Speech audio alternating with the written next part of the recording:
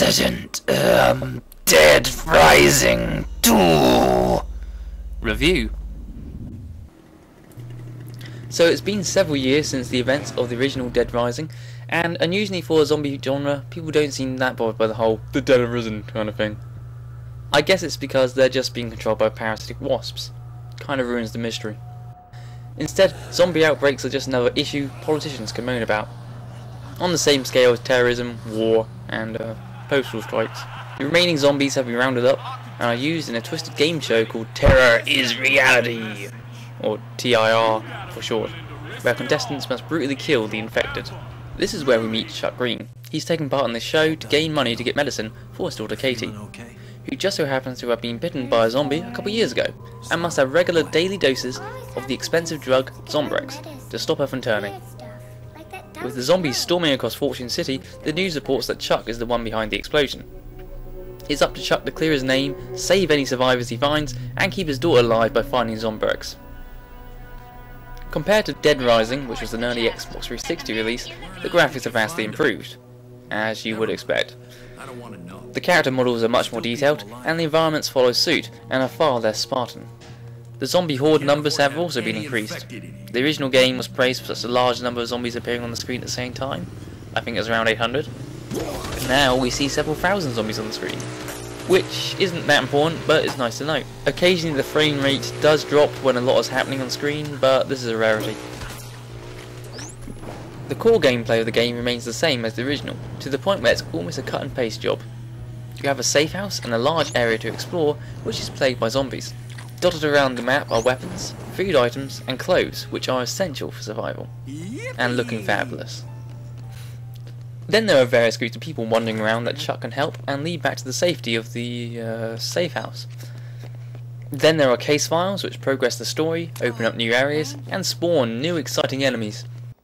The real challenge of the game is not really the case files, or the survivors, but finding the time to squeeze them all in. Psychopaths are of course back, and just like the original, provide the most interesting and memorable moments for the game. Crazed chefs, delusional mall cops, shell-shocked soldiers, and an infuriated virgin armed with a giant pink chainsaw all await Chuck. While providing fantastic cutscenes, these are also the hardest sections of the game, that require you to come prepared. Don't, and you'll be seeing the death screen on more than one occasion, which leads nicely to the save system. It retains much of what made the last game so interesting. There is no autosave, so people used to briskly rushing through the game with no thought about the save files may be in for a bit of a shock. That said, the game is a bit more forgiving than the original. It gives us 3 save slots that allow the cautious player to stagnate his saves to prevent them from messing up their perfect run through. Of course, if you do fail, you can decide to start from the beginning, where you'll be able to port all of Chuck's new abilities, his improved health and inventory space, as well as all the money you've collected. I personally enjoy the save system. Not to say I didn't fall victim to it on more than one occasion, but it's nice there will be consequences if you fail. One major complaint I hear about the game is that Chuck isn't that impressive of a specimen at the start of the game. He's slow, he only has 5 squares of health, and he can't carry a lot, making early encounters with psychopaths a near impossibility.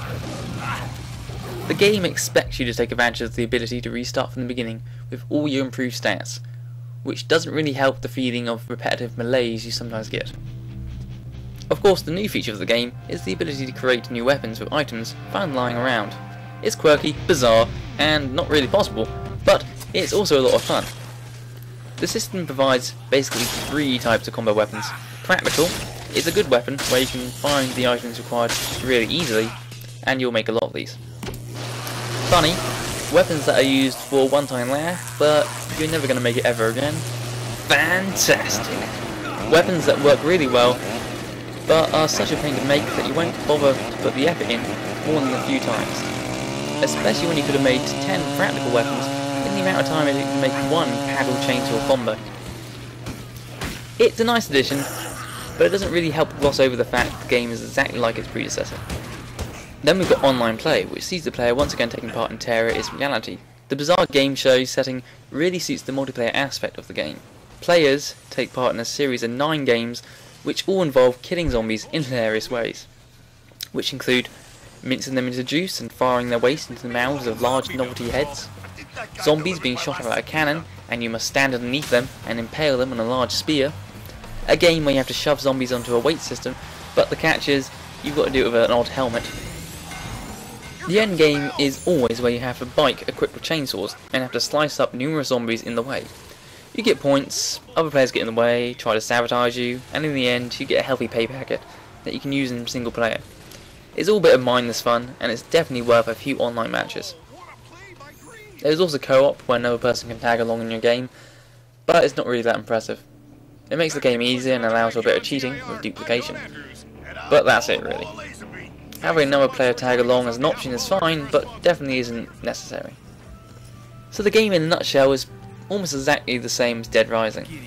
It does improve on a lot of things, like AI, graphics, save slots, and the general wackiness, but at its heart, it's just more of the same. If you like Dead Rising, then you're going to like this game. If you didn't, well, this game isn't going to change your mind. If you want mindless violence, coupled with the necessity of a day planner for all the events, then this is the game for you. I give this game an 8 out of 10. Fan-Tastic.